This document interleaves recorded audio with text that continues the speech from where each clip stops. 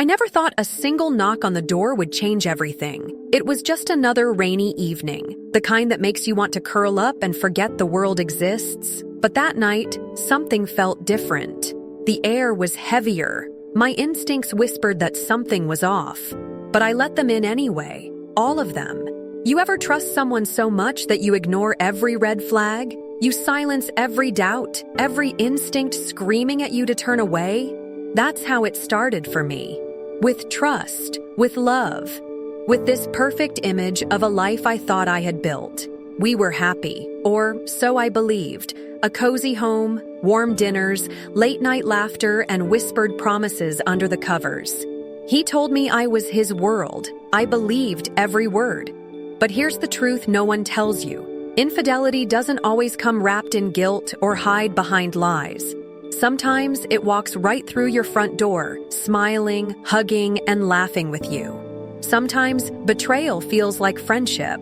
And sometimes you open the door wide and invite it in without even realizing. There were signs, of course. Little changes in his behavior. Those late work nights that stretched into mornings. The sudden silences during dinner. The shift in his scent. But love can blind you deeper than darkness ever could. And I was deep, hopelessly in love, stupidly loyal. The irony? I let them all in, not just him, not just her, all of them. Friends who knew but never told me, family who whispered behind my back, neighbors who smiled to my face, only to watch the drama unfold like their favorite evening show. I let them all in, into my heart, my life, my trust. And then came the night everything crumbled. It started with a message, just one, a screenshot sent anonymously. No name, no warning, just a sentence that shattered everything I believed. He's not who you think he is.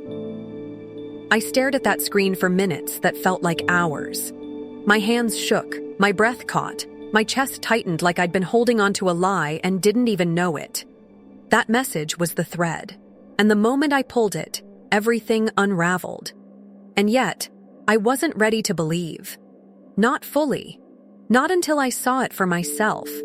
But what I didn't know was that the truth wasn't just about him.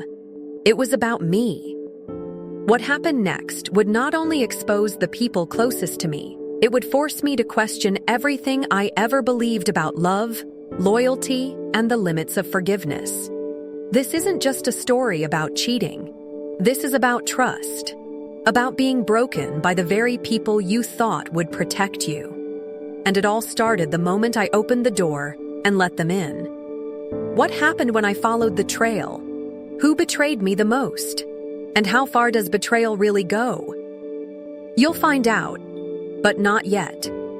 Because the real story, the one I never told anyone, is only just beginning. I didn't sleep that night. I just sat there.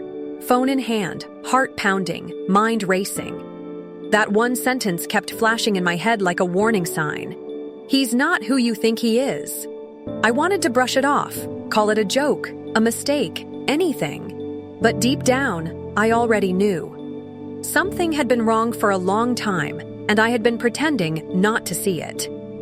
We met 6 years ago. He was charming, kind, the type of man who held open doors and remembered the little things, like how I took my coffee, or the way I hated being interrupted when reading. He wasn't flashy, but he made me feel safe, seen. He knew how to make me smile, how to calm me down, how to make me believe we were building something real. And for the longest time, I thought we were. But looking back now, I can't help but wonder how much of it was real and how much of it was just carefully placed pieces of a lie. Our relationship had always looked perfect on the outside.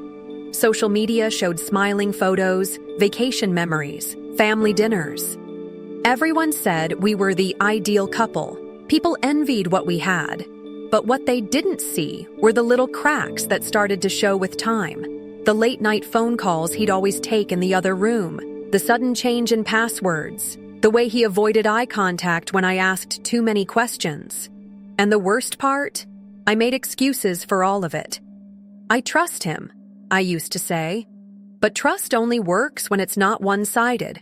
After that message, I started digging. Nothing crazy, just small things. I checked his phone one night when he was in the shower, just one look. And that's when I found it. A name I didn't recognize. A string of flirty texts, old messages, deleted photos in the recently deleted folder. It wasn't just one woman. There were several. But that wasn't even the part that broke me.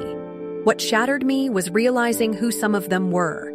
People I knew, people I had hugged, laughed with, shared secrets with. And in that moment, my world began to shift. The betrayal wasn't just coming from him, it was coming from all sides. And the more I uncovered, the deeper the lies went. I was surrounded by people who wore masks, and somehow, I'd been blind to it all. The hardest part wasn't just the betrayal. It was pretending like everything was fine while I pieced the truth together. I couldn't confront him right away. I needed more. More proof, more answers, more courage. So, I played along. I smiled at dinner, kissed him goodnight, acted like nothing had changed, even though inside I was falling apart.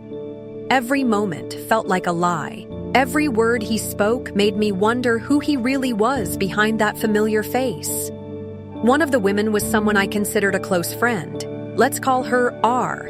She had been in my home more times than I could count. We shared wine, secrets, stories.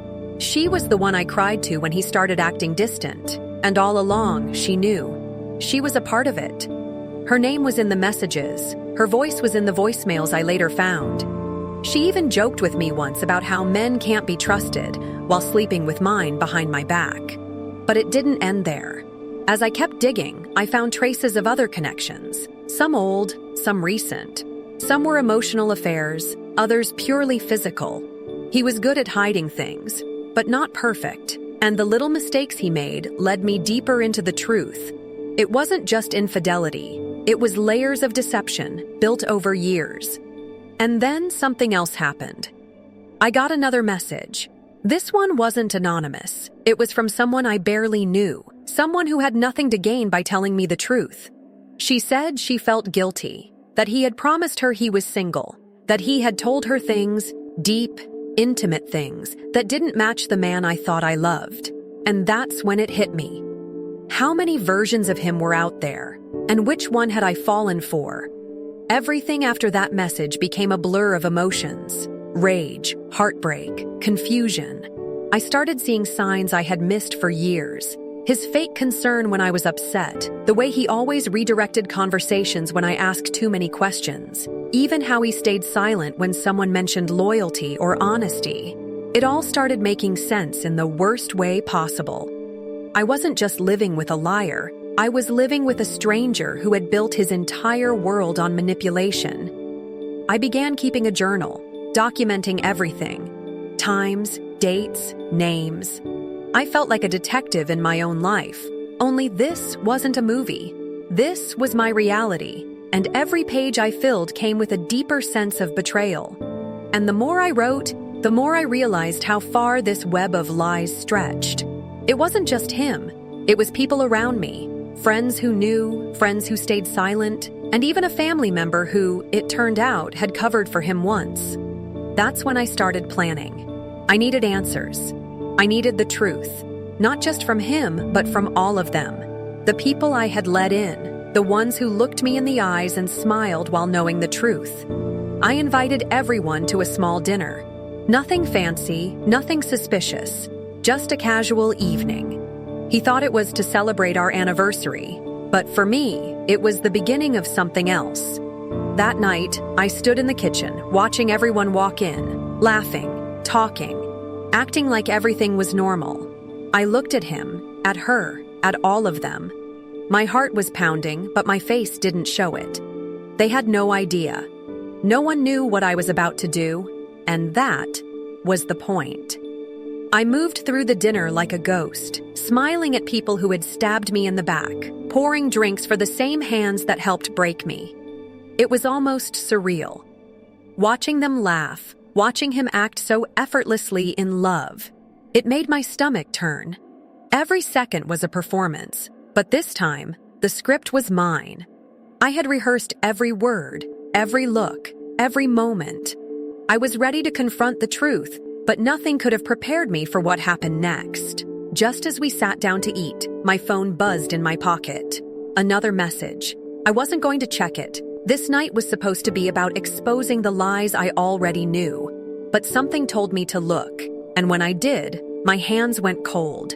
It was a photo of him with someone else, but not just anyone. It was my sister. I froze. Everything around me faded. I couldn't hear the voices anymore, couldn't feel the warmth of the room. All I could see was that image, him holding her, the two of them looking like more than just a mistake, like it had been going on for a while. And then I saw the date in the corner. It was from a weekend he had told me he was away on a work trip. A weekend I had cried on the phone to her about how distant he'd been lately. She had comforted me, lied to me, just like he had. The walls around me started spinning. This wasn't just infidelity anymore. This was betrayal at the deepest level. From blood, from the one person I never thought could do this to me. And suddenly, the dinner, the plan, the confrontation, it all felt small, because now I wasn't just dealing with a cheating partner. I was standing in a room full of people who had all played a part in my heartbreak, and I still had to get through the rest of the night, acting like I didn't know. But something in me snapped quietly. I realized then, I wasn't just hurt anymore. I was ready, not for answers, for truth, for exposure, and for revenge. I stood up slowly, holding my glass, trying to steady my voice even though my hands were shaking. Everyone at the table turned to look at me, smiling, comfortable, oblivious. I cleared my throat and gave a soft laugh like I was about to make a toast. And in a way, I was. Just not the kind they were expecting.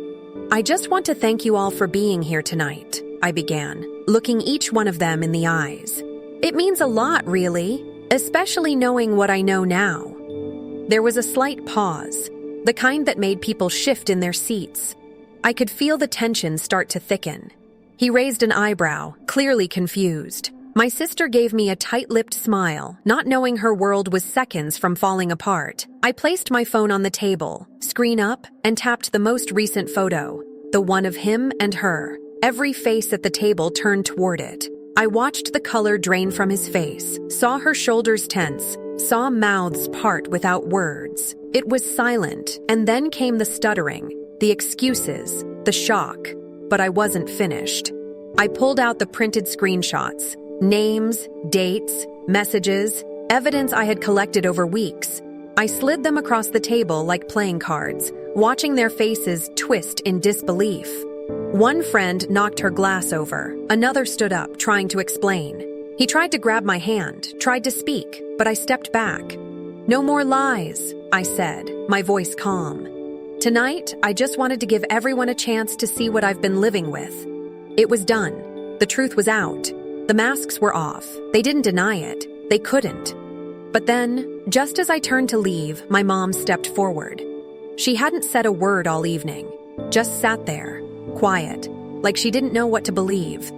But now she was looking at me with something I couldn't read. Not anger, not pity, guilt. And then she whispered something that shattered everything I thought I knew. I didn't tell you, because I've been through this with your father, and I thought if I stayed quiet, maybe you wouldn't have to. Suddenly, the betrayal wasn't just mine. It was a pattern, a generational silence, and I was the one who finally broke it. I stood there for a long moment, staring at my mom as her words sank in. Everything made sense in a new, painful way. She hadn't stayed silent out of cruelty. She had done it out of fear. Fear that I would end up like her, that I'd carry the same wounds she never got to heal. But in staying quiet, she had only helped the cycle continue. I looked around the room, at the faces I once trusted. None of them could meet my eyes. And for once, I didn't feel weak. I didn't feel broken. I felt free, because I wasn't hiding anymore. The truth was out. The lies had collapsed, and I had survived all of it. I left that house with nothing but my phone, my keys, and a quiet sense of peace I hadn't felt in years. I didn't scream. I didn't cry. I just walked away. Away from the man who betrayed me. Away from the sister who shattered our bond. Away from the friendships that were never real. And most importantly, away from the silence. In the weeks that followed, I started over. I moved into a small apartment across town. I blocked numbers. I deleted photos. I began therapy, something I had always put off. And I started writing, really writing, everything I had gone through. Not for revenge, not for pity, but for myself, to understand it, to heal. People always ask me now how I didn't see it coming, how I missed the signs. The truth is, I didn't want to believe the people closest to me could hurt me like that. Infidelity doesn't always come from strangers. It comes from the people who smile at your dinner table. And healing doesn't happen overnight. It's slow, it's messy, but it's worth every step. This wasn't just a story about cheating. It was about trust, about finding your voice in a room full of liars, about breaking the pattern and choosing yourself, even when it hurts. I let them all in, but I walked out stronger, and I'll never let that version of myself disappear again. If you've ever been lied to, betrayed, or made to feel small, just know you're not alone, and you can come out on the other side. I did.